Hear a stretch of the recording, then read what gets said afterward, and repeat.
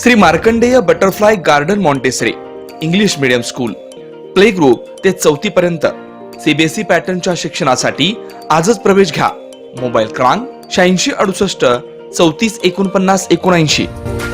19 जानेवारी रोजी लिंगायत समाजाचे सोलापूर बंदची हाक. 12व्या शतकातील आदर्श प्रशासक संस्थेचे प्रणेते महात्मा बसवेश्वर यांनी लोकशाही संसद म्हणजेच अनुभव मंडपची स्थापना केली. बसवेश्वरांनी समाजातील अन्याय आणि विषमतेच्या विरुद्ध विशेषतः अमानवी जाती व्यवस्थेविरुद्ध लढा दिला.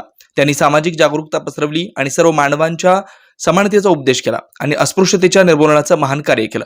या घटनेचा जगद्गुरू चन्नबसवानंद महास्वामीजी बंगळूर, पंचमसाली जगद्गुरू जय बसव मृत्युंजय महास्वामी कुडल संगमपीठ बागलकोट, परमपूज्य जगद्गुरू बसवलिंग पट्टदेवरू बिदर, परमपूज्य बसवलिंग शिवयोगी महाराज सोलापूर, परमपूज्य कोरणेश्वर स्वामी लातूर, परमपूज्य शिवपुत्र महास्वामी बसवारूढ मठ सोलापूर, परमपूज्य महानंदाताई मुगळी मठ अक्कलकोट, स्वामीनाथ स्वामी किरीटेश्वर मठ, पूजनीय श्री महालिंग स्वामीजी संगारेड्डी तेलंगणा, पूजनीय श्री शिवानंद स्वामी अनुभव मंडप बसव कल्याण, पूज्य श्री बसवलिंग स्वामी बसव कल्याण इत्यादींनी वरील घटनेचा तीव्र निषेध केला. श्री शिवयोगी सिद्धरामेश्वर दुसऱ्या दिवशीच्या यात्रा दिनांक 15 जानेवारी 2024 रोजीच्या होम व भाकणूक मिरवणुकीप्रसंगी बैलगाडीच्या रथात श्री शिवयोगी सिद्धरामेश्वर व महात्मा बसवेश्वर महाराज यांची प्रतिमा ठेवून मिरवणूक निघालेली होती. या मिरवणुकीमध्ये अज्ञात समाजकंटकांनी महात्मा बसवेश्वर यांच्या प्रतिमेला पेपर लावून झाकून ठेवण्यात आलं. जसे मिरवणूक पुढे पुढे जात होती त्या दरम्यान बसवेश्वरांची प्रतिमा मिरवणुकीमधून काढून टाकण्यात आली. सदरचे प्रकरण मंदिर पंच कमिटीकडे विचारणा केली असता याबाबत पंच कमिटीने या घटनेचा निषेध केला असून संबंधितावर कारवाई व्हावी असे जाहीर आवाहन केले. त्यामुळे मंदिर समितीचे या भूमिकेत स्वागत करीत आहोत. पोलीस प्रशासन या घटनेचा चौकशी तात्काळ करून समाजकंटकांच्या मुसक्या वळाव्या, अन्यथा दिनांक 19 जानेवारी 2024 रोजी सोलापूर बंदची हाक देण्यात येईल असे राष्ट्रीय अध्यक्ष विजयकुमार हत्तुरे यांनी जाहीर केले. तसेच यावेळी राष्ट्रीय महासचिव सकलेश बाभुळगावकर, राष्ट्रीय उपाध्यक्ष नामदेव फुलारी, श्रीशैल शेट्टी, राजकुमार वनकोरे व बसवराज स्वामी अशोक धुळराव यांनी उपस्थित होते. सोलापूर शहरामध्ये शिवयोगी सिद्धरामेश्वरांची यात्रा संपन्न झाली. या यात्रेमध्ये 15 तारखेला जो महात्मा जगज्योती बसवेश्वरांची प्रतिमेची जी विटंबना झाली ती निश्चितच निषेधार्थाने आम्ही त्याचा निषेधसुद्धा केलेला होता. आज मंदिर समितीला मी या पद्धतीचा विचारला की हा प्रकार कसं काय घडला, तर आज मंदिर समितीने स्पष्ट भूमिका घेतली की आम्ही याच्यामध्ये आमचा कुठलाही हात नाही आहे आणि हे जे कोण प्रकार केलेत त्यांचा आम्ही निषेध करतो आणि त्यांच्या कायदेशीर कारवाई व्हावी. आता राहिला प्रश्न पोलीस प्रशासनाकडून. एवढी मोठी घटना, एवढ्या मोठ्या माणसाचं जर विटंबना होत असेल, पोलीस खातं अजूनही त्या मोकाट फिरणाऱ्या आरोपींना पकडले नाहीत. त्याचा जाहीर निषेध म्हणून आपण लवकरात लवकर ह्या लोकांना अटक करावे, अन्यथा 19 तारखेला लिंगायत समाजाच्या वतीनं सोलापूर बंदची हाक आम्हाला द्यावं लागेल. पंतप्रधान नरेंद्र मोदी 19 तारखेच्या दौऱ्यावरती आहे, त्या दिवशी तुम्ही बंदची हाक देत आहे. नाही, आम्ही मोदींचं स्वागत करू, परंतु मोदी हे स्वतः महात्मा बसवेश्वरांचे मोठे भक्त आहेत आणि बसवेश्वरांची ही कर्मभूमी आहे सोलापूर.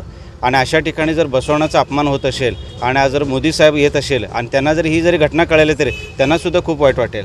पण प्रशासनाने कुठंतरी याची तात्काळ दखल घेऊन अशा लोकांना, अशा अप्रवृत्तीच्या लोकांना जे सामाजिक शांतता बिघडवतात, जातीय तेढ निर्माण करतात, अशांचा बंदोबस्त प्रशासनानं लवकरात लवकर केलं पाहिजे. आम्ही मोदींच्या दौऱ्याला विरोध करत नाही, परंतु आम्ही शांततेनं आम्ही या सोलापूरचं कायदा व सुव्यवस्था बाधित राहावं अशासाठी आणि या मोकाट आरोपींना पकडण्यात यावं यासाठी सोलापूरचे प्रशासन, अजून त्यांना उद्या 1 दिवस आहे, 2 दिवस आहेत, तिथे CCTV आहे, सगळं फुटेज आहेत, त्यांनी मनात आणलं तर 2 मिनिटात अटक करू शकतात, पण ते का करत नाहीत, का वाट बघत आहेत? त्यासाठी आम्हाला एका समाजाच्या वतीनं सोलापूर बंद हाक द्यायची का आपण आमच्यावर पाळी आणता? नाही, आमच्या माहितीप्रमाणे सिद्धरामेश्वर हे सर्व समाजाला घेऊन यात्रा संपन्न पडत होतं. त्यांच्या काळात त्यांनी सगळ्यांना समतेचा संदेश दिलेला आहे. आज बघा 7ही समाजाच्या काठ्या आहेत. आता जो बैलगाडी रथ आहे तो कुंभार समाजाचा आहे. कुंभार समाजाने काय केलं की त्यांच्या यात्रेमध्ये ठरलं होतं की प्रत्येकजण नंदीकोलवर काही डेकोरेशन करायचं.